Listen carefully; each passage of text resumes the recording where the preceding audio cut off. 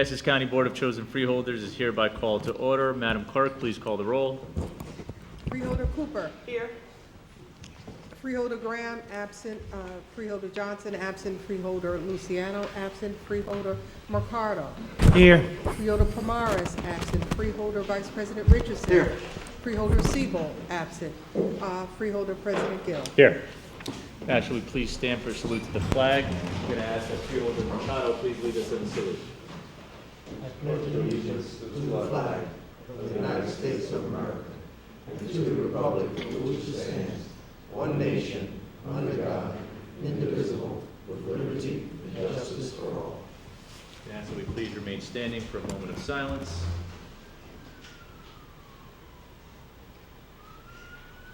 Thank you.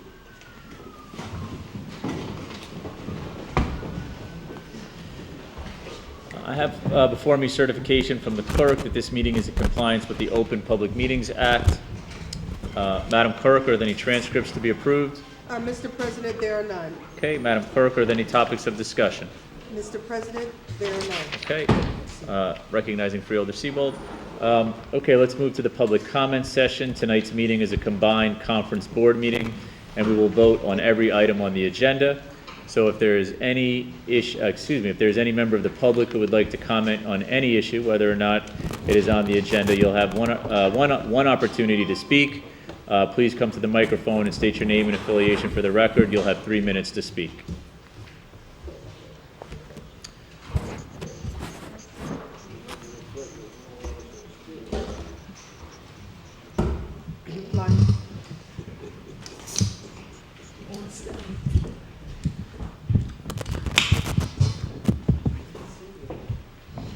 Good evening. Can you hear me? It's Yes. working? Okay. Good evening. My name is Katie Singer. I live in Millburn. I teach in Newark. And I'm here again to request the end of the ICE contract. At this point, I'm not sure it really matters as much what I say, as much as that I just say something. History shows us that groups of people scratching at the doors of authority do tend to get in eventually. Your constituents want the ICE contract ended today. Many of them are not here to tell you so, but my colleagues and I do represent many voices. I believe you would hear from even more people if they knew that their parks, zoos, and Belgian block sidewalks are being improved on the backs of detained immigrants, many who have done absolutely nothing to even be questioned by law enforcement, no less locked up in detention centers. Something else that history tells us is that while all politics may be local, local politics reflects the national. The mass shooting in El Paso, the so-called president's reference to the invasion of immigrants, and the detention center in Newark are all connected. They are a form of white backlash. White backlash occurs when landowning men of European descent find that their paths to powers are looking a little less clear than they would like. White backlash occurs when a group outside these men grow in number or demonstrate ability or garner broad support. African Americans are well aware of this principle. Now, the Spanish-speaking people are on the radar of the power structure. They are growing in number. They are gaining political power. They are influencing our country's culture. Some feel that must be stopped. And so we round them up, we deride their culture, we vilify their motives, and if that all fails, we just outright murder them. That's what's happening here now. Make no mistake.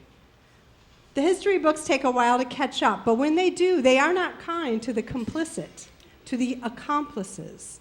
Silence is complicity, and I, for one, am tired of it. Make some statements, take some stands. Is that not why you chose to run for a political office in the first place? Or is there some other reason you work so hard to sit up there? Many of us have been mourning the loss of Toni Morrison since Sunday. Her words are making their way around the world, reminding us of her humanity at a moment where it seems absent in so many places. One thing she said was that my real job, if I am free, is to, quote, free somebody else.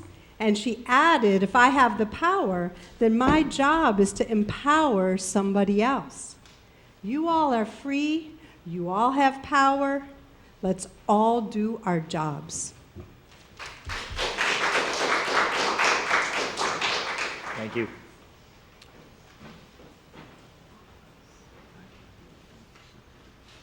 Adam Kramer, West Orange, New Jersey, Republican nominee, freeholder at large. Good evening. Good evening. The first thing is here, and I'm going to come here every 2 weeks and request it. It has been about 9 years since there's been a public debate for freeholder for this office. I think it's important for the process that there actually be a debate, and I expect that somebody will accept my invitation. That would be Freeholder Graham, who is not here, who is running for the seat. We really should have one so that the people can see what the various competing visions are for the county and make an informed decision. My other thing is on the agenda. Items 1 through 7. They may be good, they may be bad. I've read them, but I can't figure out whether they're useful, purposeful, good, bad, indifferent. It's a process question. We're extending a lot of credit to help these municipalities and these boards of ed obtain financing for various projects. But my concern is, where's the controls to make sure that these projects are A, wise and useful and not a boondoggle?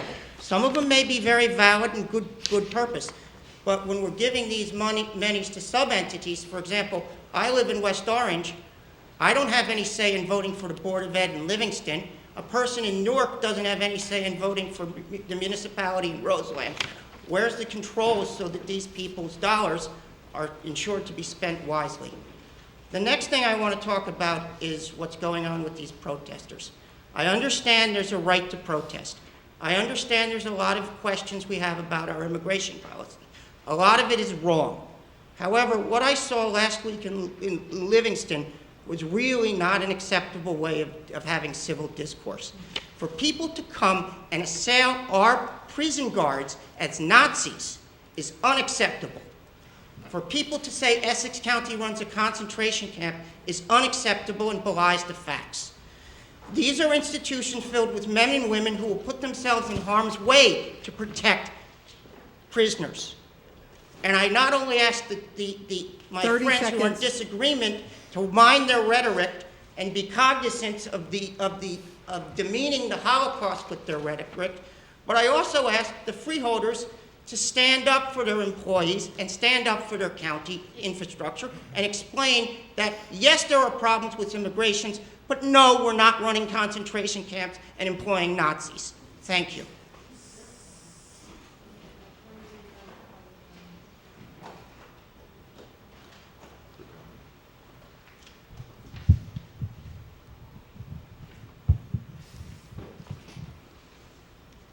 Good evening. My name is Yael Weber. I'm an Essex County resident. I am here once again to request the end of the ICE contract. I'm very glad that Freeholder President Gill has recognized the need to end the contract, but an eventual end is unacceptable. We do need to close these concentration camps now.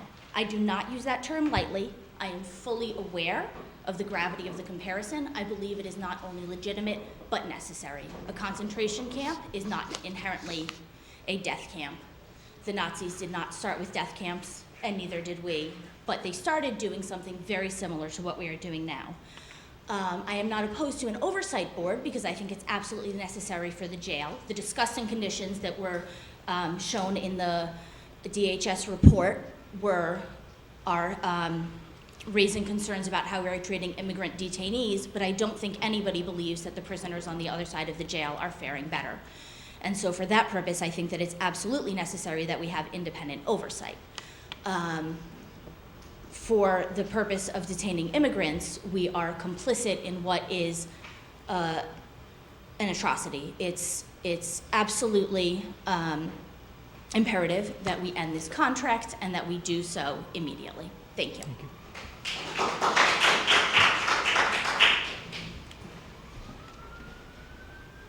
Charlotte Galla, and I'm just here to state that we had a committee of trap return and neuter program, and I want to commend the chairperson, Cooper, who did an outstanding job, and all the members that were there, and also Mr. Jackson, who was very receptive and was starting to go to the bold future of looking into our community cats and realizing we have a serious problem and we really need to focus ourselves on how we can solve the issues. Because as he stated, Mr. Jackson, there are 22 counties in Essex that have the same issues, and we're going to have to focus on it.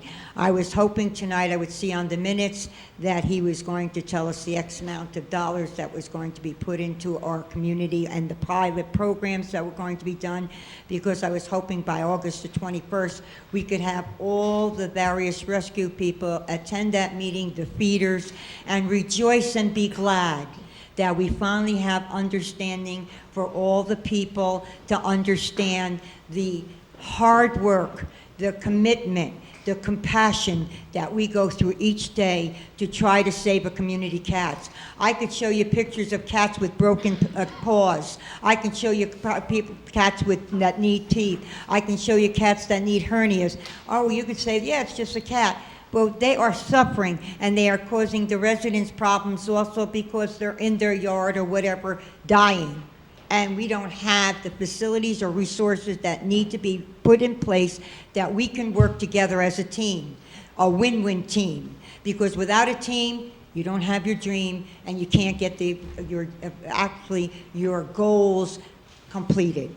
I truly appreciate all the support you have been giving me, but let's go, team. Let's make it a real dream. And thank you again for all what you have listened to me, and as Mama Meow, and also all the Mama Meows out there, and cat daddies too, have a heart and compassion to make that change. Thank you again, and meow, meow. For the record, Charlotte Gala, 567 Stuyvesant Avenue, Irvington, New Jersey, and for the real record, Mama Meow and AK Cat Lady.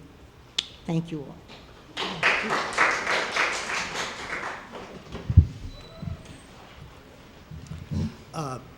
Good evening, Freeholders. Whitney Strube, City of Newark. I'm a member of the North New Jersey Democratic Socialists of America. And I'm also here to ask that you end your contract with ICE. I'd like to call your attention to events in Denver this week. I don't know if you caught this. I know it's a tumultuous week, as every week is these days. But the City of Denver, the City Council just voted to end its contracts with Geo Group and Core Civic on the moral grounds that these are abusive private organizations that exploit the suffering of immigrants. And in Denver, Geo and Core Civic run halfway houses. And so there's legitimate concern about what's going to happen to the people living in those halfway houses, but the city of Denver is committed to finding an answer. And part of that answer, they realized, is not contracting with abusive, exploitative vulture corporations.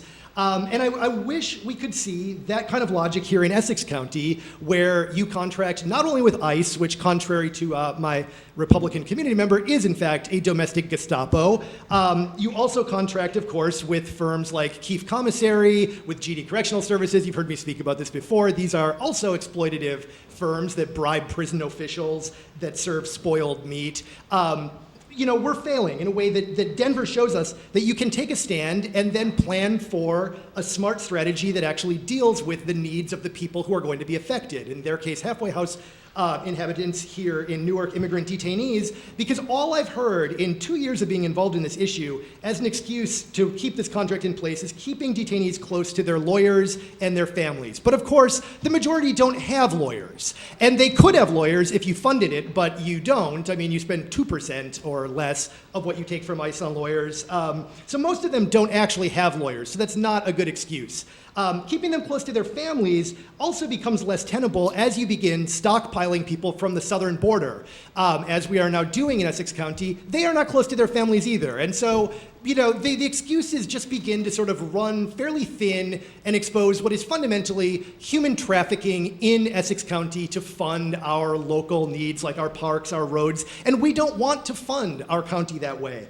And so, with 1 minute left or so, I want to call for an end to that, but I also want to call for a civilian review board. Freeholder Mercado, I do appreciate that you wrote back saying you do not support one now because you do not believe conditions at ECCF has risen to the level that an independent civilian review 30 board seconds. would require. I guess I want to ask, this is a formal question, what set of conditions would justify that?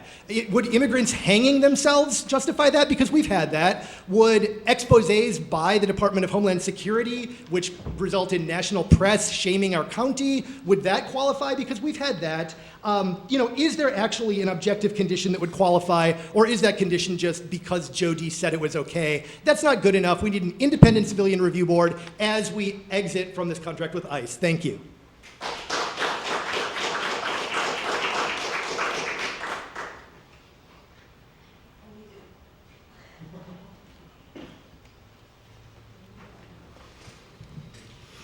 My name is Kathy O'Leary. I represent Pax Christi. Pax Christi represents the National Catholic Peace Movement in the United States. Pax Christi is recognized by the Vatican as an official arm of the Catholic Church. I have been here, as many of you know, since about 2010. I am not going away. I think it's very appropriate that we have now joined with two history professors because this is really becoming a long historical record that we're laying the groundwork for here. Last week we heard some stories, last meeting we heard some stories about people who were held in detention. I would like to share with you at least one of those stories. His name is Dave Johnson. He was a resident of Essex County. He had U.S. citizen children. He has a U.S. citizen grandchild that he spent 2 months with. And in 2013, he was picked up by ICE. Despite the fact that Delaney Hall was open at the time and he was not a security threat, ICE held him in your jail. He was held there for 10 months. And we petitioned with everyone to get him out. The only person who ever responded from this board was President Gill. I don't recall any of the other board members responding to any requests that we made. He was released. He was released the day before Good Friday in 2014. He attended our Way of the Cross in Newark that we have been holding now for 9 years. In 2018, Cardinal Tobin joined us for the entire 3 miles. He came to that event. He came to thank us. But he also came to tell us how terrible the conditions were there. He came to tell us they treat us like animals. No, they treat animals better. It's really, really hard in there. And then he implored us to go back for everyone else who was left there. Last meeting, I asked you to join with us. When we had the hearing about the conditions in the jail, I asked you to join with us. You have been telling us since 2010 for us to go to D.C., for us to do something about immigration detention. But where have you been? Where are all of you? Where is your compassion? Where is your love for the residents of your county? These people live in your county. They have children who go to your schools. They enjoy those parks that you use the ICE money to pay for. Where are your hearts? Please, I implore you to join with us. Onestio Zanguza was in your jail. He was released. Time's up. He was released through the help of Donald Payne Sr., not any of you. And now he is a naturalized U.S. citizen with a U.S. citizen child. That is what happens when we work together.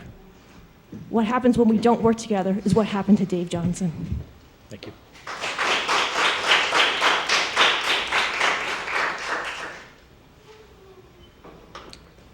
Recognizing Freeholder Pomeroy.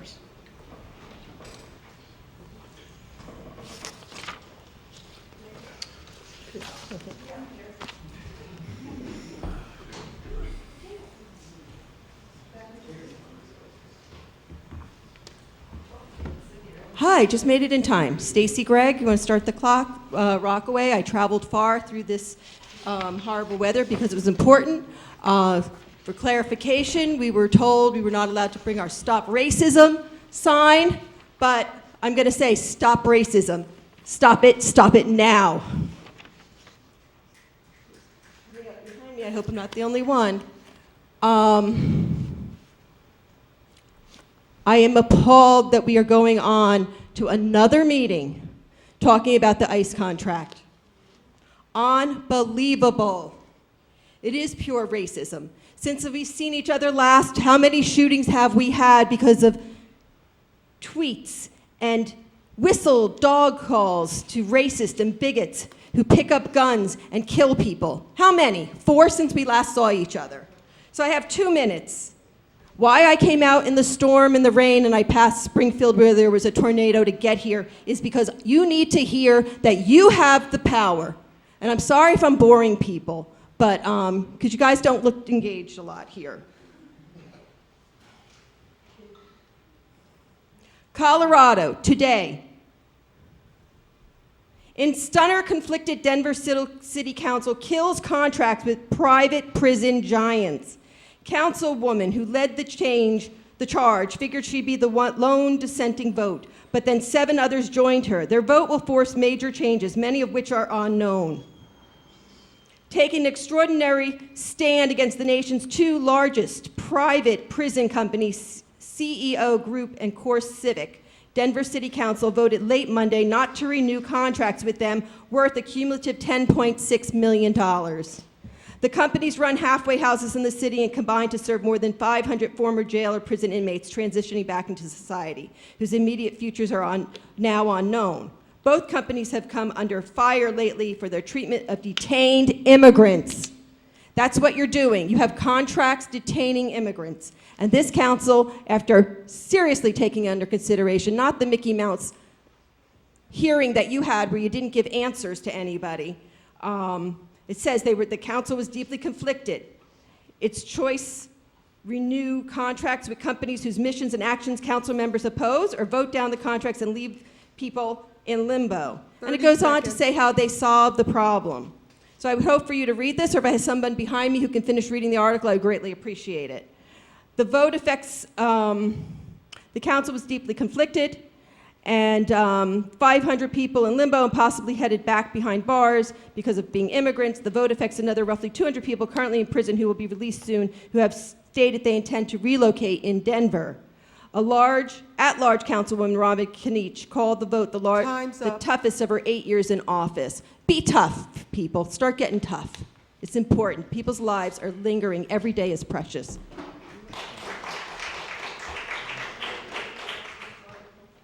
Good evening. Kason Little, Elizabeth, New Jersey. So I'm here this evening as I've approached and spoke at the last council meeting, at the last Freeholder meeting that you guys had in Livingston regarding your contract with ICE. I really find it really sad and disturbing that we have members of this Freeholder board who've stated, now I understand, I applaud you, President Gill, for all of you that you have done being outside with people on the front lines and stated what you would do at the county level. But the main question is, it goes to your colleagues. So it goes to also show, and it's noticeable that you guys are not on the same page or on one accord. We have one member of the Freeholder board who actually agrees that this contract should be going out of the way, like this contract should not be visible. But yeah, my question is to the Freeholder boards, the rest of you, what is your view on this? Obviously you want to keep this, but why? And then my question is with that, do you have a heart? Imagine if this was your loved ones, like I stated at the last meeting, and I will say it at this meeting too. You don't have to be affected by it to be outraged, but just know that this is going on and this is really inhumane. It is causing inhumane conditions. We have children dying at the border. Okay, we have lost a total over 7 innocent children. Many of them died on Christmas Eve. Some died on their birthday. Their parents could be in South America, but the children could be in North America. All because of the racist and hateful policies that are coming out of our White House that are meant to break us and divide us and make us belittle as human beings. So this contract is actually just like that hateful policy. It is, on a county level. Now I understand that this contract is to ensure, okay, ICE can work with the county officials, or ICE do now, whatever decision you make. I hope that you leave that contract, okay, and you end it, like immediately. Again, it is inhumane. It's not legal. But yet, since the president of the White House thinks it's legal when he calls the executive shots, you're going to follow him anyway. This is not what democracy looks like. No cages, no walls. This is what the sign says. So again, please have a heart. Those innocent children need their parents. Those innocent children should be given water. Those innocent children should be bathing every single day. Because yes, they are human beings. And they do bleed the same color blood like I do inside as Americans. As an American.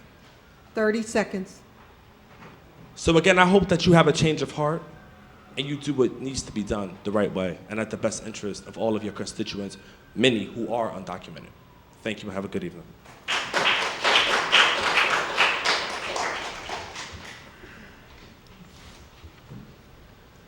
Hi,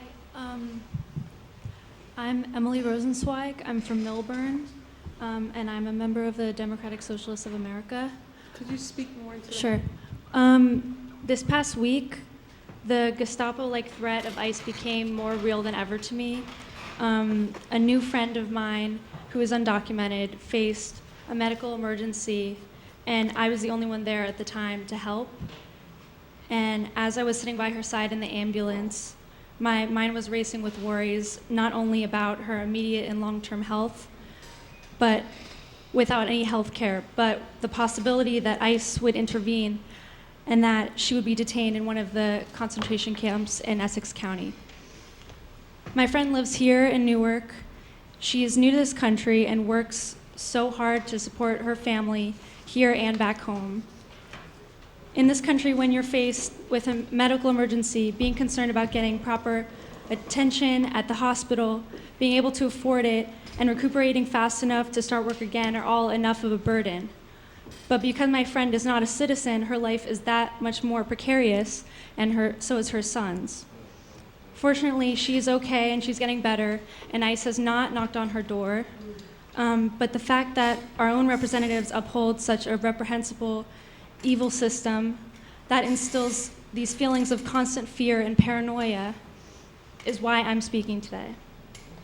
Undocumented people live and work and raise their families in this county, and we should be doing everything to welcome them and support them and not detain them or separate families or force people to live in constant fear. Right now, by maintaining the ICE contract in our county for years, you are all complicit in human rights abuses. The obvious choice is to end this contract, to save people's lives, and to save your own conscience. Thank you.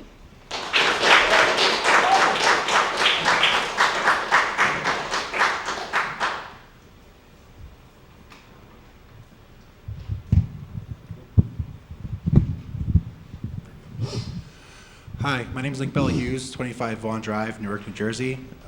My pronouns are they, their, theirs, and them. I just wanted to say something briefly here, a couple of points.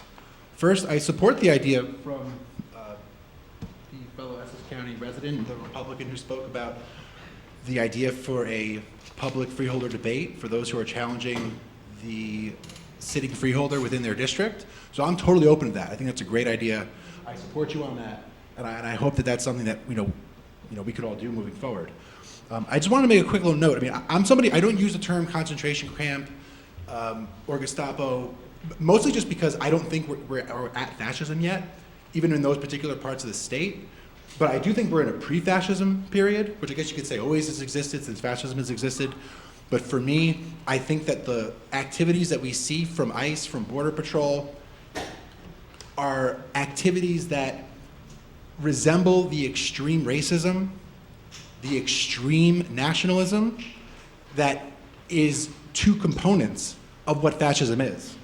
So I say all this to respond also to the critique of the protesters, which I don't identify as a protester. I'm certainly an activist and try to do scholarly work, but at the same time, I do recognize that there's a whole kind of things of the protester that's sort of a problem. So I guess what I'm trying to get at here is that in calling out the pre-fascism or the fascism of ICE and Border Patrol, there's an effort from what I can see to jump ahead of what could become, within a mass immigration detention system, actual death camps.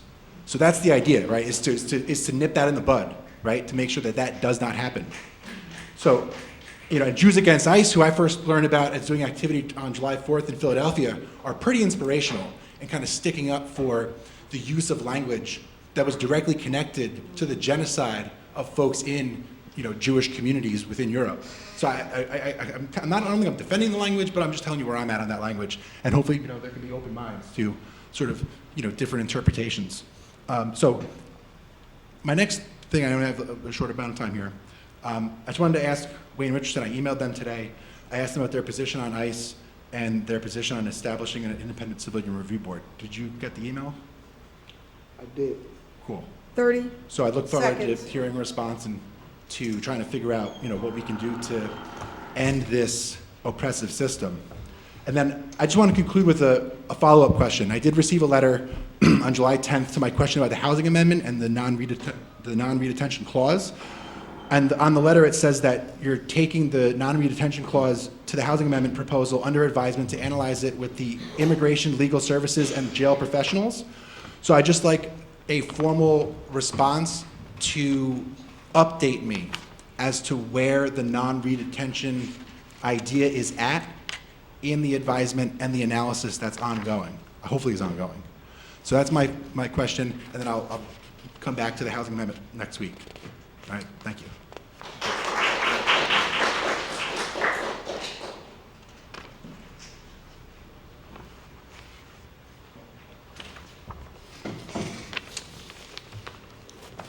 Okay, Madam Clerk, let the record reflect that there's no one else wishing to speak at this time. Madam Clerk, do we have any ordinances or resolutions for introduction and first reading? Yes, Mr. President, there are 7. Okay, Madam Clerk, we can read them into the record at a later time. Mr. Jackson, can you please explain the ordinances? Good evening, Mr. President, members of the board. Mr. Acker is here to go through these ordinances. Thank you, Mr. Acker. Thank you, Robert. The 7 ordinances relate to an improvement authority. The Essex County Improvement Authority is offering up a pooled governmental loan program for participants, whether school districts or municipalities, to buy their equipment needs through the Improvement Authority, the concept being the Improvement Authority pools all those needs, and cost efficiencies, benefit everyone by virtue of the fact they're buying more in bulk for everyone than everyone going out on their own. It's $14,500,000 is the total. Because of the structure, it's double that the county guarantees, and by virtue of that, each participant's guarantee that we provide is on its own. So if for whatever reason any one of them were to default, which will not happen, there's been no municipal defaults in this state since the Depression. By virtue of that, we get those cost efficiencies, and if anyone were to default, our guarantee would only relate to that individual participant. Consequently, there's a double-barreled guarantee on it. It's a win-win. Towns benefit; they get lower cost borrowing on their equipment. We benefit by helping our towns by extending our AAA credit to the borrowing, and at the end of the day, Wall Street, Moody's, Fitch, the rating agencies view this as a win-win. Okay, thank you. Mr. Yanovu? No questions. Good job. Okay. Mr. McInerney? Mr. President, I circulated a memo with regard to this program and the process. Memo indicated that the county will be the guarantor on these bonds, but not the primary guarantors. Primary guarantor still remains with each municipality. In addition, I included there some research that I did with report issued by Moody's back in 17, kind of reviewing the possibilities of default at the municipal level. We found nothing in New Jersey.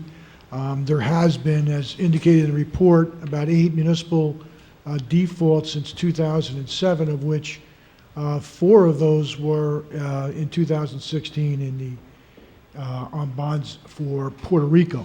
So the level of, I should say, the volume of defaults on municipal bonds in the United States has been very, very, very minimal. In New Jersey, basically non-existent. So the possibility of default with regard to these municipalities is somewhere in the nature of remote.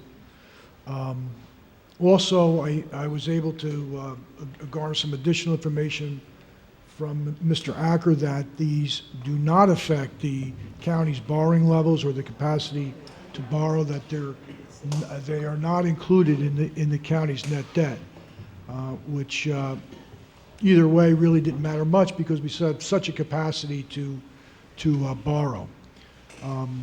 Nonetheless, you still want to do your due diligence with this, but at this point in time, the ability to be able for a municipality to use the lower rates based on a AAA bond rating of the county is definitely advantageous. Thank you. Freeholders, do you have any questions or comments?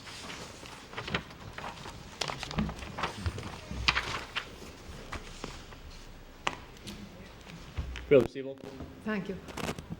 I was very pleased that the various towns, I think there are about 7 or 8 different towns who are going to be using this money through ECIA, and considering our rating, I think it's wonderful that they're going to be getting this money to use it as they need in their various towns.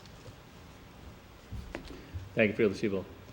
Yes. If I may, Mr. Sure. President, also, Jackson. per your request about the cost savings, I think something was distributed to the board this evening to that effect. Okay.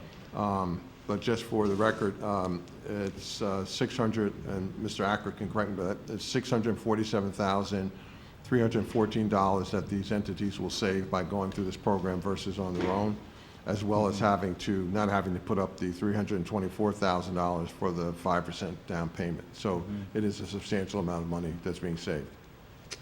Thank you, Mayor Jackson. I mean, I think that really helps hit home, for our constituents about what a AAA bond rating really means, and not only in dollars and cents, but the actual impact for our community. So that is a big number.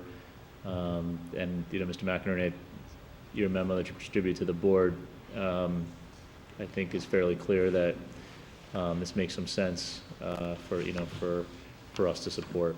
So, Freeholder Siebel. Thank you. That's exactly what I was talking about, and that's why I'm so pleased that these communities are coming forth and are going to be using this money, and it just works very well for so many communities here in Essex County. Freeholders, additional questions or comments? Do I have a motion? I'll move it. Thank you. Moved by Freeholder Siebel, second by Freeholder Cooper. That's a motion and a second to introduce ordinances 1 through 7. Ordinance 1 through 7. Roll call, Madam Clerk. Just to be clear, we're taking them all together, Mr. President. Ordinances, that is a vote on ordinances 1 through 7 for the board, which I believe are the individual projects, but number 1 through 7, taking them all at once. Freeholder Cooper. Yes. Freeholder Graham. Absent. Freeholder Luciano. Absent. Freeholder Johnson. Absent. Freeholder Mercado. Yes. Freeholder Pomarez. Yes. Freeholder Vice President Richardson. Yes. Freeholder Siebel. Yes. Freeholder President Gill. Yes. So moved. Thank you, Madam Clerk. Madam Clerk, do we have any ordinances and resolutions for listing purposes only? Mr. President, we have none. Okay. Ordinances, resolutions on second reading and public hearing. Mr. President, we have none. Okay, Madam Clerk, let's move to resolutions number 1 through 3. We can read them into the record at a later time. Mr. Jackson. Thank you, Mr. President. Again, Mr. Ackers here for items 1 through 3, resolutions 1 through 3.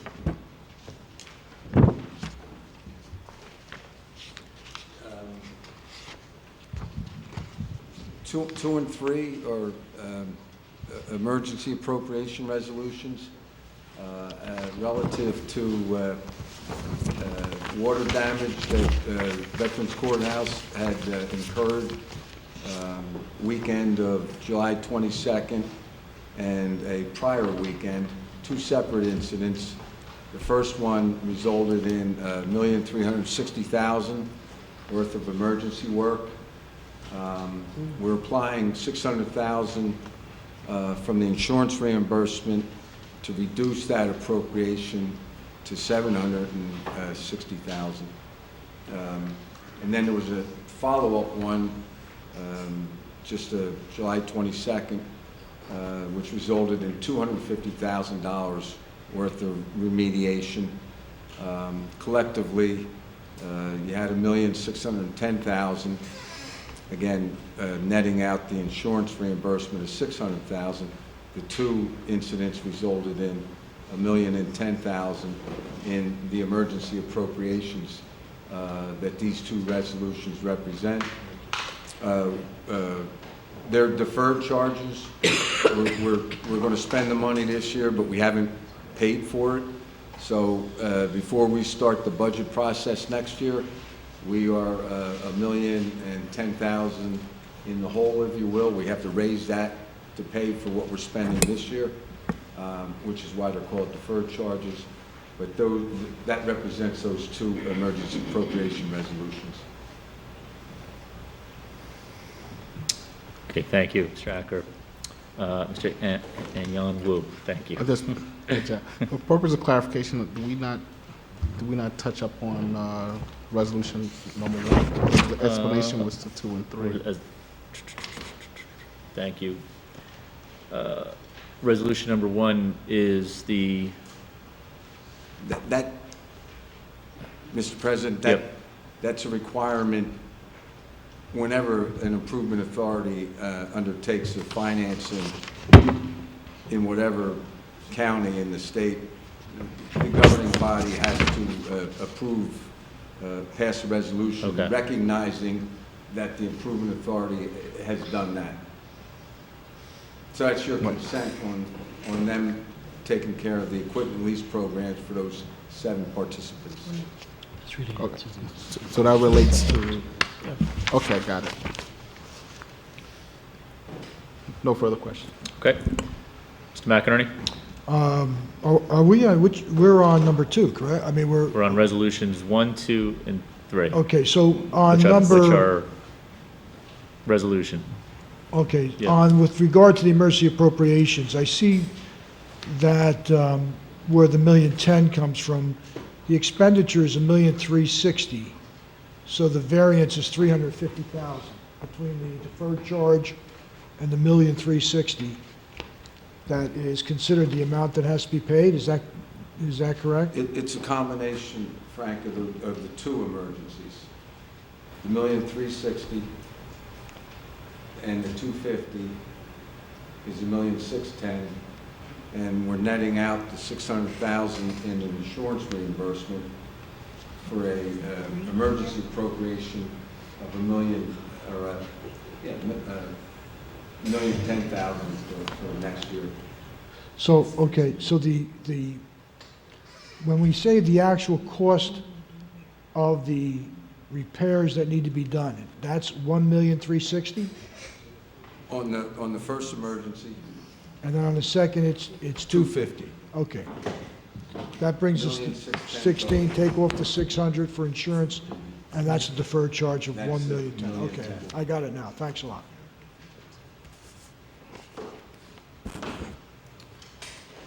Okay, thank you, Mr. McInerney. Okay, freeholders, do I have any questions or comments? Do I have a mover? So move. Second. This is taking resolution numbers 1 through 3 as one. Freeholder Mercado, is that okay? Yes. Okay. Second by Vice President Richardson. Roll call, Madam Clerk. Freeholder Siebel. Yes. Freeholder Vice President Richardson? Yes. Freeholder Pomares? Yes. Freeholder Mercado? Yes. Freeholder Luciano, absent. Freeholder Johnson, absent. Freeholder Graham, absent. Freeholder Cooper? Yes. Freeholder President Gill? Yes. So moved. Okay, thank you, Madam Clerk. Moving to resolutions number 4 and 5, which are in the Department of Public Works. We can read them into the record at a later time. Mr. Jackson. Mr. President, County Engineer Varghese is here to explain these items.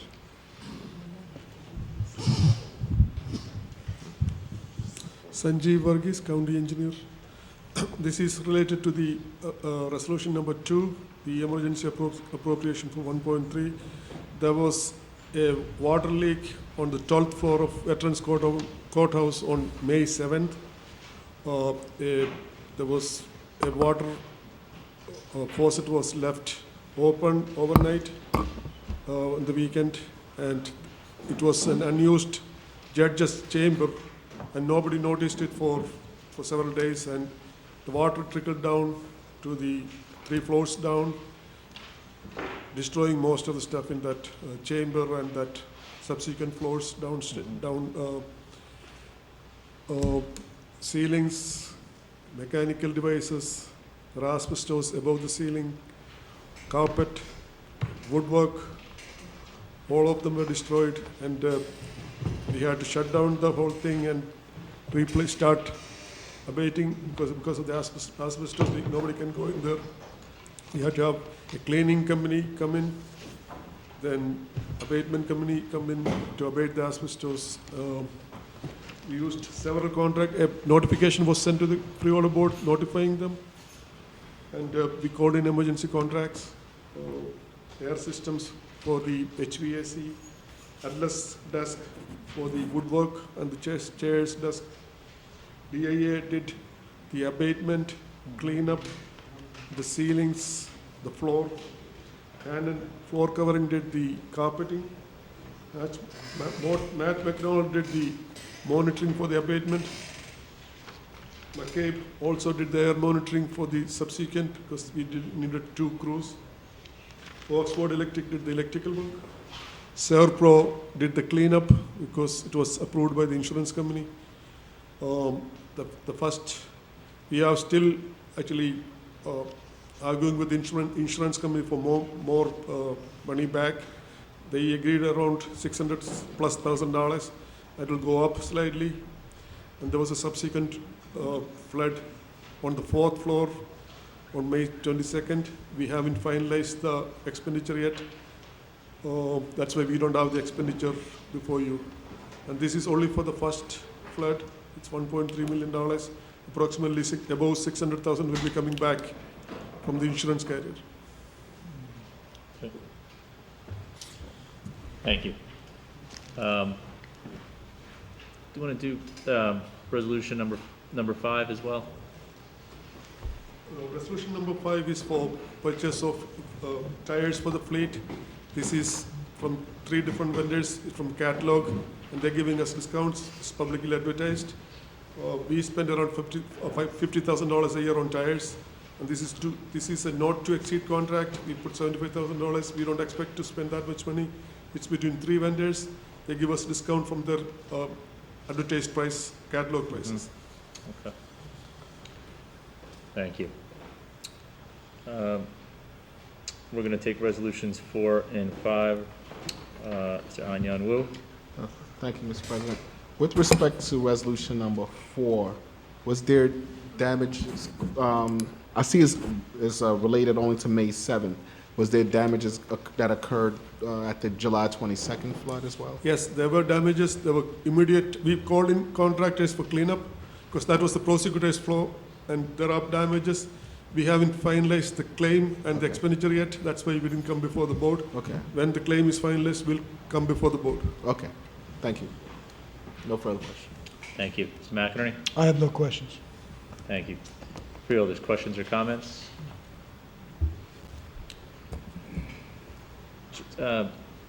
Just a quick question. Did you reference the insurance? I'm sorry, I just didn't hear. You talked about the insurance amounts. It's more than $600,000, but 600.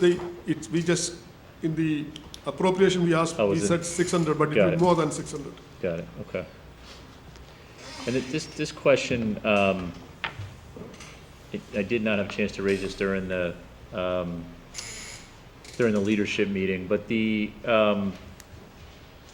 pipes in the pipes in this building are fairly old, I'm assuming. So is there any other precautionary things that we should be doing as a result of this accident? Is there anything else we could be doing as a preventative measure? From Public Works, we are trying to do our best. This is an old building. Most of the pipes are within the building. Within the walls, yeah. And it's covered with asbestos. Mhm. We have shut down the whole building to do a cleanup like we did for historic courthouse. That's extremely expensive, and we have to find place for relocating 14 floors. Yeah. And so we are trying our best, and we are trying to minimize the exposure we have. Mhm. Unless we close down the facility and renovate the whole building, occasionally these things will happen. Okay. Got it. Thank you. Freeholders, Vice President Richardson. Since you mentioned asbestos, so the pipes that burst this time were covered in asbestos as well? This time, there was, the pipe, it was actually a flush was left open in a judge's chamber, nobody was using the chamber. That overflow, and then nobody noticed it for the weekend, and just that trickled down. The second one was in the mechanical room. There was a nipple which broke off. It's a booster pump, so it was high pressure. That went into a drain. That drain was covered with asbestos. So how was the asbestos remediated? That was, we had a professional come in, and we had to close down that floor, and air monitoring, all those things which we have to do by state regulations, which was met. That was cleaned out. Thank you. Thank you. Freeholders, additional questions or comments? Do I have a mover and a second on resolutions number 4 and 5? I'll move, Mr. President. Moved by Freeholder Palmer, second by Freeholder Cooper. Roll call, Madam Clerk, on resolutions 4 and 5. Freeholder Cooper. Yes. Freeholder Graham, absent. Freeholder Johnson, absent. Freeholder Luciano, absent. Freeholder Mercado. Yes. Freeholder Pomares. Yes. Freeholder Vice President Richardson. Yes. Freeholder Siebel. Yes. Freeholder President Gill. Yes. So moved. Okay, thank you, Madam Clerk. Moving to resolutions number 6 and 7 from the Department of Public Works. We can read them, from the Department of Parks. We can read them into the record at a later time. Mr. Jackson. Mr. President, Mr. Zates is here to address these two items. Thank you. Joshua Zates, Essex County Parks. Number 6 and number 7 are related in that number 6 is part of the funding mechanism for number 7. Number 6 is a grant award from the ECUA in the amount of $35,000. That $35,000 will be used to purchase a recycling cart that'll be used over at the zoo as well as the Orange Reservoir Waterway to collect recycling. The cart's needed because cars and trucks or what have you are too wide to fit on the pathways over there, so the recycling cart will get to where those vehicles can. Thank you. Mr. Anyan Wu. No questions. Mr. McInerney. I'm excited to see that the ECUA is giving out grants. I did have a conversation with the administration a couple months ago with regard to some of the excess profits that we might be seeing in the Essex County Utility Authority. To the point where we may be able to anticipate revenues in the county budget from the Essex County Utility Authority. This is obviously another way of utilizing those profits. So this is the first I've seen of a grant from the ECUAs. Is this a first or? Through you, Mr. President, Joshua. As far as I'm aware, it's the first of the Parks First Department of a received. grant. Yes. So again, I really commend the administration because I think that's where funds are and it's a way of subsidizing this. So that's good. Are we going to be able, are we going to see this does anybody know if we're going to see this in the future too? Additional grants from the Utility Authority? I can't say that categorically, but I would hope so, yes. Yeah, I would too. Yeah. Okay, thank you very much. Okay, thank you, Mr. McInerney. Freeholders, questions or comments? Freeholder Siebold. I too was very pleased to see that the money is coming from the Utilities Authority to be used in this manner. I think that's great. If I might, Mr. Sure, President. Mr. McInerney? What happened in the utility authority, there is a rates will, there's a level of debt service that no longer is in the utility authority. That's freed up some money. It also may have an impact on rates, thereby reducing rates, but I think that's where we're seeing some sort of profit. So we're seeing ECIA and ECUA, which is great.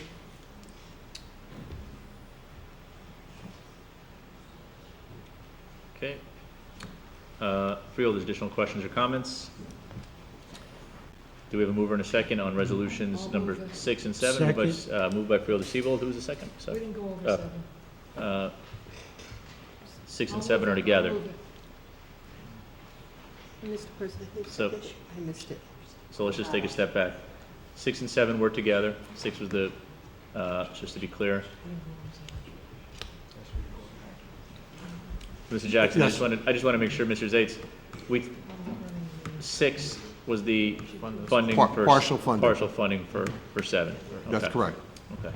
So Freeholder, it was moved by Freeholder Seabold, I think it was second by Freeholder Mercado. Roll call, Madam Clerk, resolutions 6 and 7. Freeholder Seabold. Yes. Freeholder Vice President Richardson. Yes. Freeholder Pomares. Yes. Freeholder Mercado. Yes. Freeholder Luciano, absent. Freeholder Johnson, absent. Freeholder Graham, absent.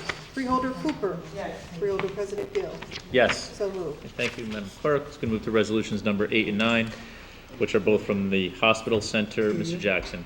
Mr. President, the first one is, as you know, we have a number of affiliations with different colleges throughout the state.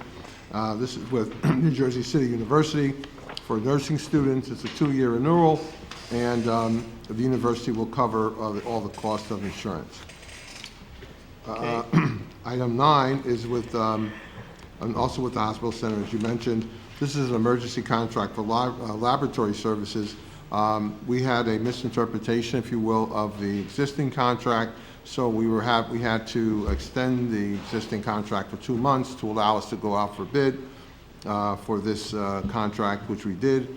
But this one will just allow us to continue to provide the necessary medical services at the hospital center until this board can award the new contract, which we hope to bring before you sometimes at the next meeting or the one following.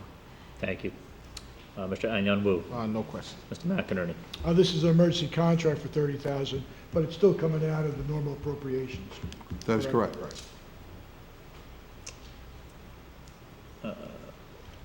Thank you. So, Mr. Jackson, you expect to be back on number 9, I'm sorry, when?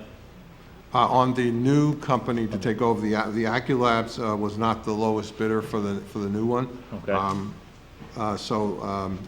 Interestingly, and I think good news, Apple Diagnostic Labs, it was the winner, which happens to also be a minority firm, won the contract. So, continuing in that effort. So that should be before the board at the next meeting or the one in September. Okay, thank you.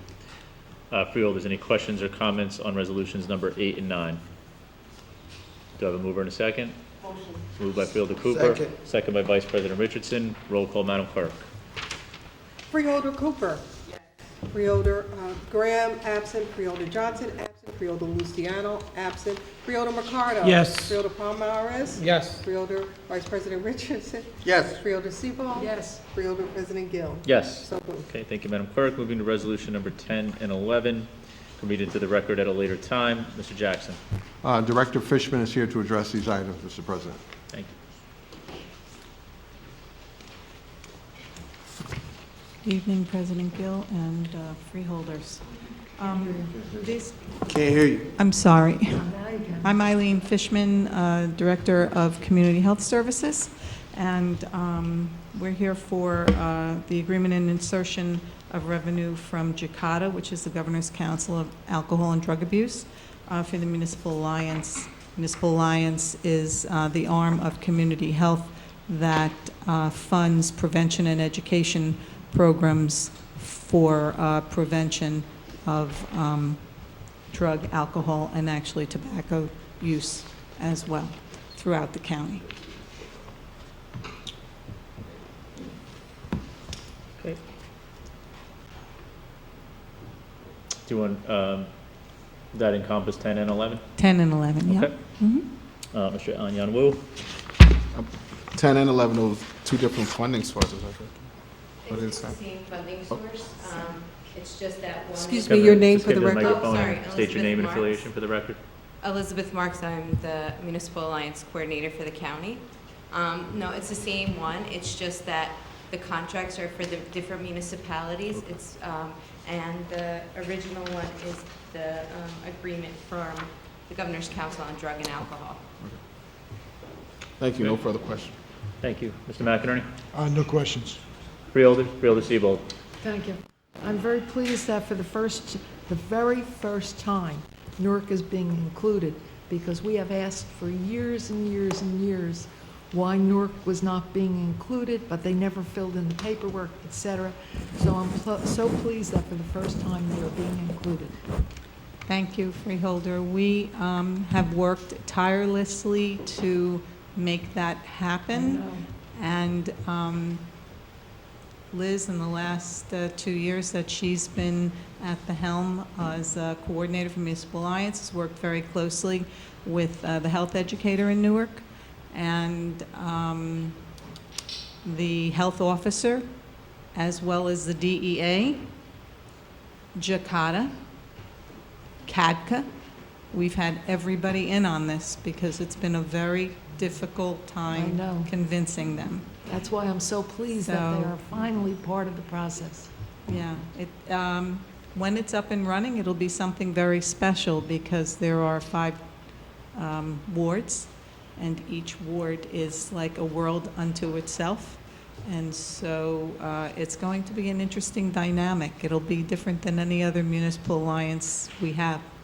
Well, thank you so much for getting this done and working so hard to make sure it happens. I would like to say it's our pleasure. It is our pleasure. We're happy, but it was really not an easy task. But we managed it. Took a long time. Long time coming. Freeholder's additional questions or comments? Do you have a mover? I'll move it. Moved by Freeholder Siebold. Second. Second by Freeholder Mercado. Roll call, Madam Clerk, on resolutions number 10 and 11. Freeholder Cooper. Freeholder Graham, absent. Freeholder Luciano, absent. Freeholder Johnson, absent.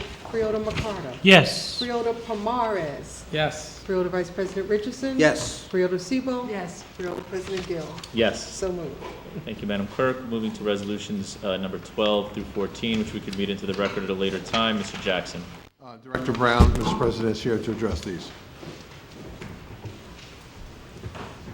Maurice Brown, Director of the Division of Community Action and Interim Director for the Division of Senior Services. And good evening, Mr. President and fellow freeholders.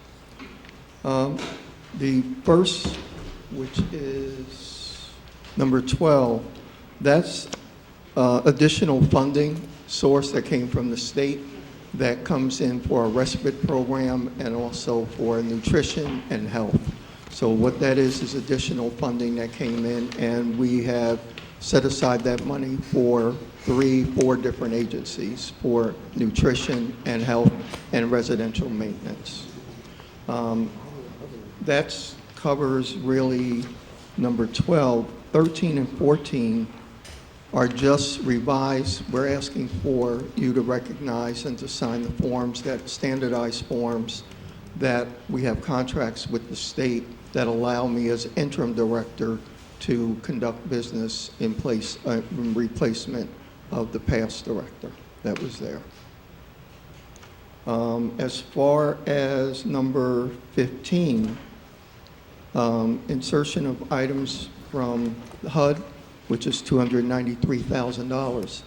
This is interesting because this has to do with the CEASE, the Comprehensive Emergency Assistance System, which is a consortium of approximately 70 or so agencies that work together to coordinate to end homelessness in Essex County. And the Division of Community Action is the leader, if you will, of the coordination between those agencies and the county. And in so doing, if you look at about 2015 and 16, we were only getting about $99,000 from HUD for planning.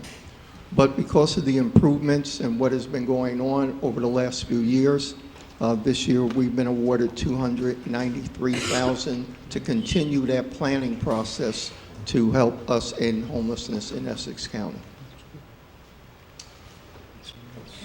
Thank you. That was resolution 15. 15, thank you, okay. So Madam Clerk, we're gonna read number 15 into the record at a later time as well. Thank you, Mr. Brown. Mr. Anyanwu? No questions. Mr. McInerney? No questions. Freeholders, questions or comments? Vice President Richardson? Yeah, Mr. Brown, on number 15, you talked about ending homelessness in Essex County. Are there any restrictions on people who are like bussed in from New York or come from Atlantic City? So is this a Essex County residents first, or it's just anyone who's homeless? How does the program work? Well, the CEAS, the Coordinated Assessment, is 70 agencies, and they get various grants. So we don't control how they necessarily do that. However, if their money is federal money, HUD money, they cannot discriminate as to where the homeless come from. However, if it's state or county money, we can then say it's going to be for county residents. So it depends on where the funding is coming from and how we work with that. As far as our particular grant, SSH, that you're familiar with, I know, that does not, we don't work with New York residents or residents from out of the county. Thank you. Additional questions or comments, Freeholders? Do I have a motion for resolutions? So move. Second, I got resolutions 12, 13, 14, and 15. It was moved by Freeholder Mercado, second by Vice President Richardson. Roll call, Madam Clerk. Freeholder Siebel. Yes. Vice President Richardson. Yes. Freeholder Pomares. Yes. Freeholder Mercado. Yes. Freeholder Luciano, absent. Freeholder Johnson, absent. Freeholder Graham, absent. Freeholder Cooper. Yes. Freeholder President Gill. Yes. So moved. Thank you, Madam Clerk. Moving to resolutions 16 and 17, which we can read into the record at a later time. Mr. Jackson. Director Mumford is here to address these, Mr. President. Good evening, Freeholders. Julius Montford, Division Director at Essex County Division of Training and Employment. What you have before you is 2 extensions for 2 separate populations to provide training services. The first one is under the Workforce Innovation Act, which is for Title II adults and dislocated workers. This particular grant is $23,000. We're not doing it for adult and dislocated workers. We're actually extending the out-of-school youth contracts for the age of 16 and 24. The second one is the Workforce New Jersey extension for TANF clients, food stamp GA clients to continue receiving training services for 2 months. What happens is the New Jersey Department of Labor usually gives us the notice of obligations for new contracts late, and when our contracts end, we cannot operate on the funds that we have because we have a drop dead date of bodies and seats of June 30th. So what we did this year was we contacted the administration, Mark Acker, the treasurer, and asked him for funding that we will reimburse when we received our grant. So we extended these contracts for 2 months. Last month I came before you and we inserted those funds, and we'll be now coming before you next month with new contracts, and we will journal entry the money that we need to get back to the county for these contracts. Thank you. Mr. Anyanwu? Yes, just a point of clarification. So this is for actually till August 31st, right? Correct.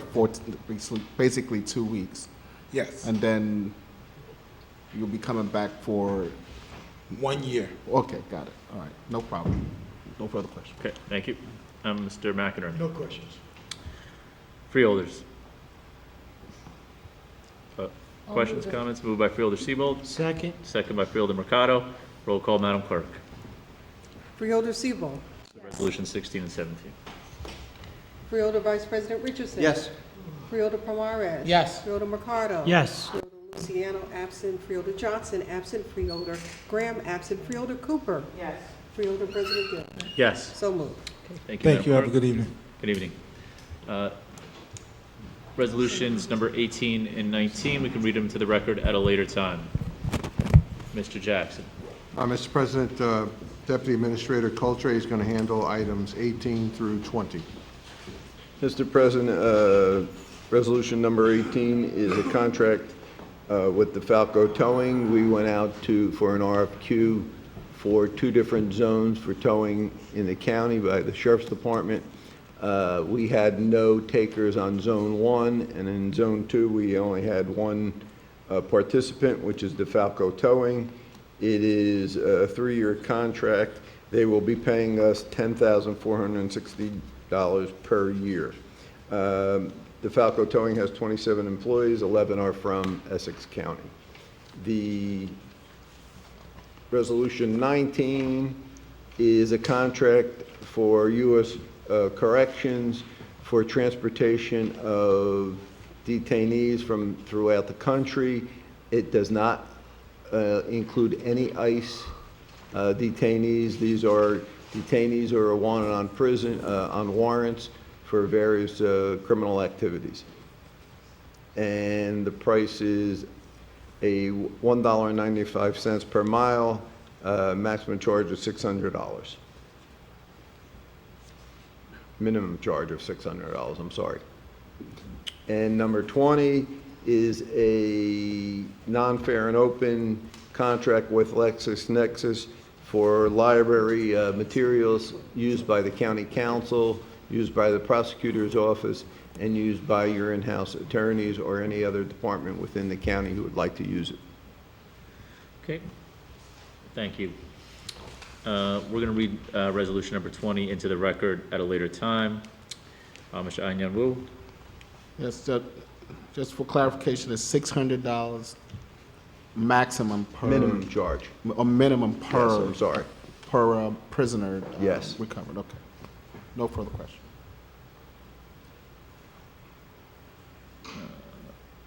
Mr. McInerney. No questions. Freeholders. Questions or comments?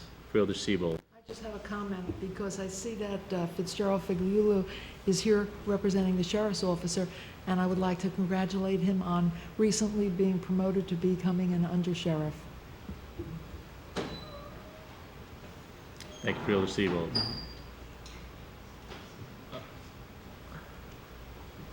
Just on resolution number 20, with our contract with LexisNexis providing research data and related library materials for all Essex County using agencies, this cover corrections? Any department, Any Mr. department. Do our ICE detainees have access to LexisNexis? Offhand, I can't answer that, Mr. Administrator. County Council asked you to.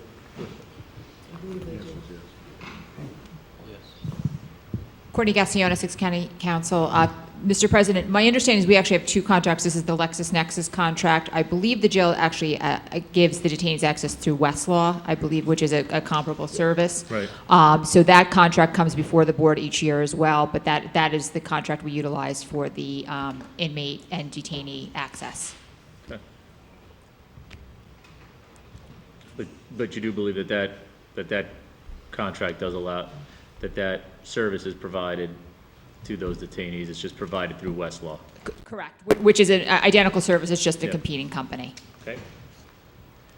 Freeholders, additional questions or comments? Do I have a mover and a second on 18, 19, and 20? Second, Mr. Moved President. by Freeholder Cooper, second by Freeholder Palmaris. Roll call, Madam Clerk. Freeholder Cooper. Yes. Freeholder Graham, absent. Freeholder Johnson, absent. Freeholder Luciano, absent. Freeholder Ricardo. Yes. Freeholder Pomares. Yes. Freeholder Vice President Richardson. Yes. Freeholder Siebel. Yes. Freeholder President Gill. Yes. So moved. Thank you, Madam Clerk. Let's move to resolutions 21 through 25, which are commendations. Do I have a mover and a second? Move it. Moved by Vice President Richardson, second by Freeholder Cooper. Roll call, Madam Clerk. Freeholder Siebel. Yes. Freeholder Vice President Richardson. Yes. Freeholder Pomares. Yes. Freeholder Mercado. Yes. Freeholder Luciano, absent. Freeholder Johnson, absent. Freeholder Graham, absent. Freeholder Cooper. Freeholder President Gill. Yes. So moved. Thank you, Madam Clerk. Reports of boards and committees. Seeing none. Legislative reports. Seeing none. Written communication. Are there any written communications? Hearing and seeing none. Unfinished business. Freeholders, do you have any unfinished business? Mr. President. Ms. McInerney? Mr. President, I just would again like to request from the administration to try to expedite to the board the ICE cost analysis that we had requested and have yet to receive. Thank you, Mr. McInerney. Sure, Mr. Jackson. Mr. President, Mr. McInerney, Mr. Acker, Director Boyd and I met a few weeks ago to go through some numbers.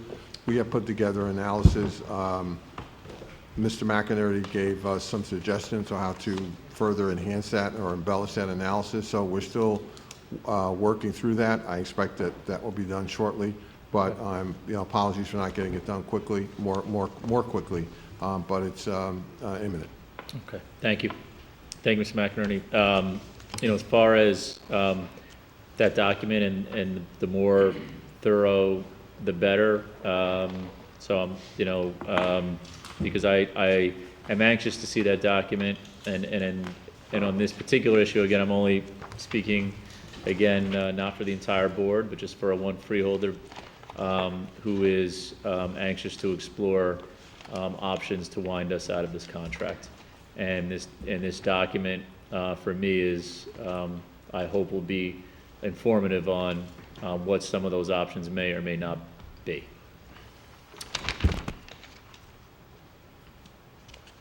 Any other unfinished business, freeholders? I actually have a second thing, Mr. Jackson, under unfinished business. Your office responded, and thank you for that. I know that we've had quite a few constituents have come to the meetings. They weren't here tonight, but I just did want to highlight for the record and for those watching at home that on the issue of election security and paper, the use of potentially paper ballots, verified paper ballots, that there will be a pilot program held in November in the same Montclair districts that were held during the last cycle in November of 2018. And this year's pilot will utilize paper ballots and optical readers. I will say this, that there was a question as to whether people could observe. The polling location is a public place. I don't think there's anything we can do if someone is hanging around in a polling location to be there, right, within reason. But there's not really a way to facilitate an observation of the pilot itself. So I did see the answer that I received from the administration, which said, listen, there's not going to be a way to observe, but polling locations are, I just want to be clear for the record, polling locations are public places. That's correct. And Mr. President, the response from those questions that we got, and we did encourage, I should say, our election folks to do the pilot. But the election, Ms. Von Essie and Ms. Baugh indicated that from their perspective, it would not be, the potential compromises if you have a group observing who really aren't authorized by, governmentally authorized or whomever to be quasi-observers without some official capacity. So that determination really came from Ms. Baugh and from Ms. Von Essie. Okay. But you're right, in terms of being a public place, you can observe it within reason. Yes. Okay. Just two follow-up questions. Do we have any more of a sense of when the administration will be coming back to the board regarding any recommendations for the 2020 election? I don't, again, I want to just say for the record, Mr. President, that the administration's involvement is primarily financial. It's the recommendation of Ms. Ball and Ms. Von Nessy in terms of what types of machines and what we should use. I do think that they are, I think there's some issues, and I don't want to speak for them. I think the only issue they have with 2020 is just the volume of voting that they anticipate taking place in 2020, and whether one would want to start out with that level of voting for a first time out for any, for any full-fledged system is a question that, that they'll have to address with the board and so forth. But that's the only thing that I've heard as being, somewhat in question. No, fair enough. I mean, fair enough. I just would ask through you, Mr. Jackson, to relay back that this board and the general public needs to know what they're doing sooner rather than later.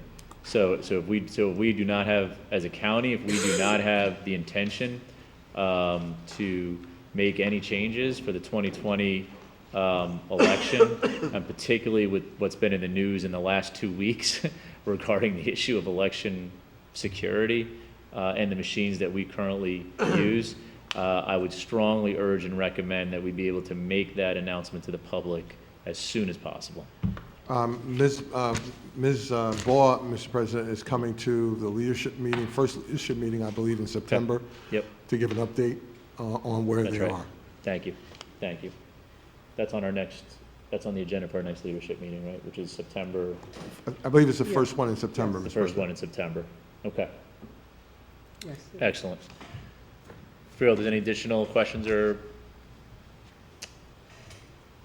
comments on unfinished business? Okay. Freeholders, any new business?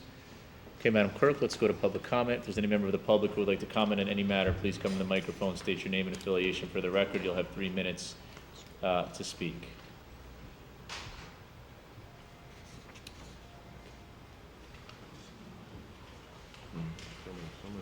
Okay. Okay, Madam Clerk, let the record reflect that there's no one wishing to speak at this time. Freeholders, do you have any comments that you would, oh, I'm sorry. Yeah, I was just waiting for the gentleman who likes to get up. Okay. I'm just going to let him go first. Okay. Stacy Gregg. Back to talk about the detention centers, concentration camps that you have a contract with. It was very dismaying that when I was here 2 meetings back, I brought everyone that's on the council. I want to know if you did get them. So, I mean, for the cameras, for the people at home, these are Mylar blankets that are given at the border to children and mothers. And when they separate the children and the parents from their children, I now heard they shut down Homestead. That just happened in the last day. You heard about Denver, brave people taking a vote. I started to read that. You can read the article on your own. The Mylar blankets, it dismayed me that out of, I don't know, 7, 8, however council freeholders you are, that nobody knew what it was besides Brendan Gill. It's just despicable how out of touch you are, and yet you're going to take money, and it's money you don't need. You just bought a building today for millions and millions of dollars, but yet you have to have a contract with ICE. It's out of fashion. It's listening to dog whistles that you're taking the money. Just today, they had the largest roundup in a decade in a factory. And the people in New Jersey are living in fear that don't have their paperwork processed.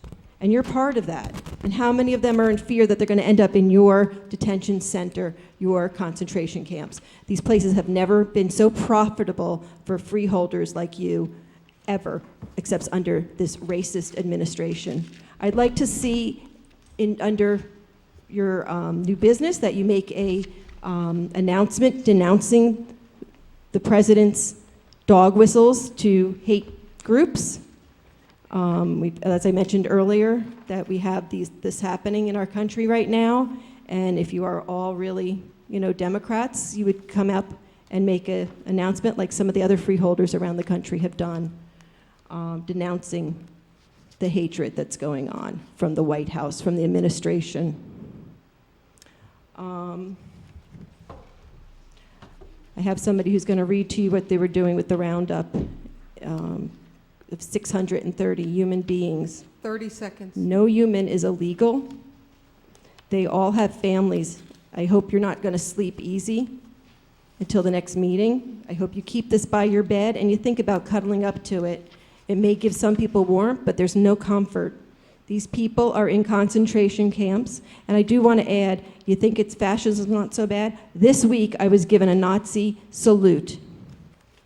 Okay? So in New Jersey, they're out there, they're on our streets. He didn't care for my bumper sticker. Time's up. Thank you. Thank you.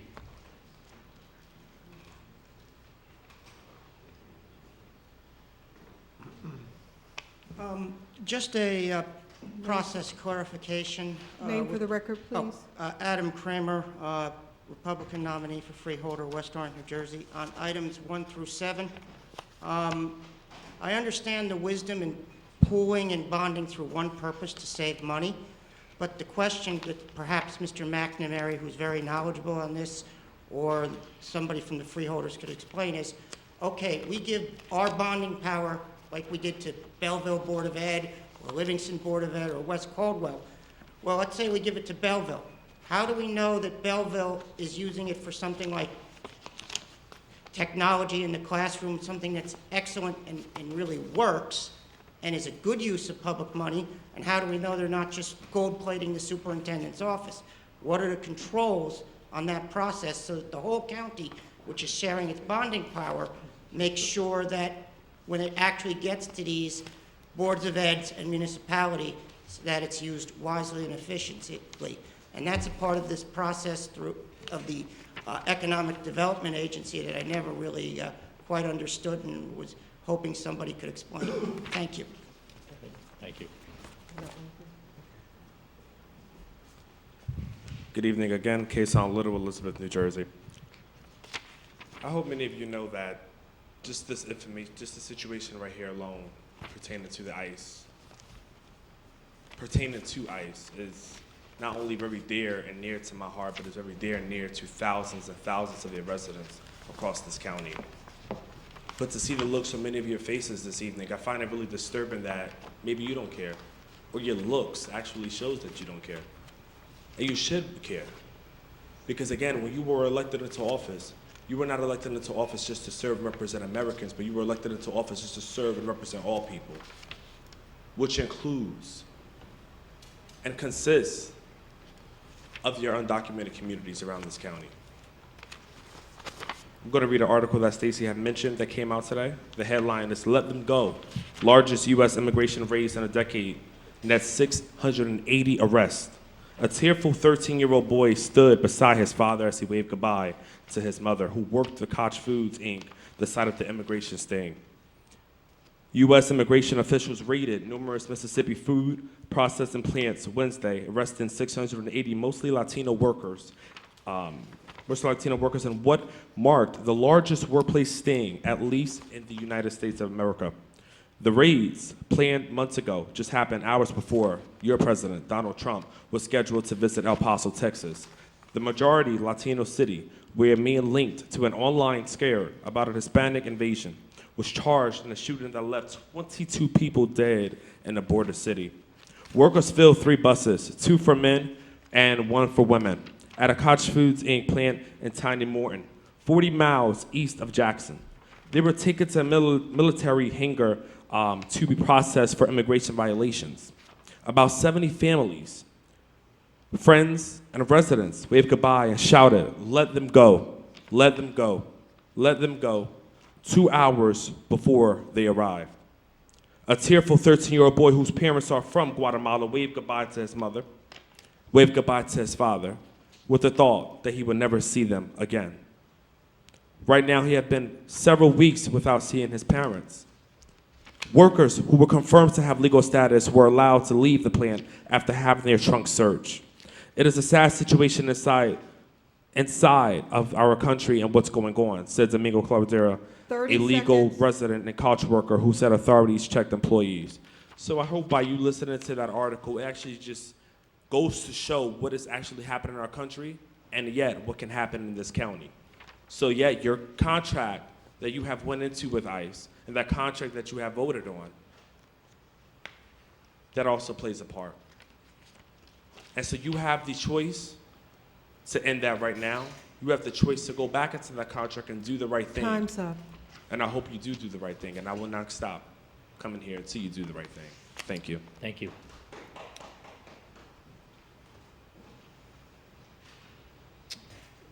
Okay, Madam Clerk, let the record reflect that and indicate there's no one else wishing to speak at this time. Freeholders, do you have any comments you would like to make? Freeholder comment session. Vice President Richardson. Yeah, through you, Mr. President, I have two things. One is let's keep Freeholder Graham's mother in prayer. She's in a hospital. That's why she isn't here this evening. And the second thing through the administration is I'd like to know where we are with the disparity study. We are finalizing the contract with the University of Minnesota Freeholder.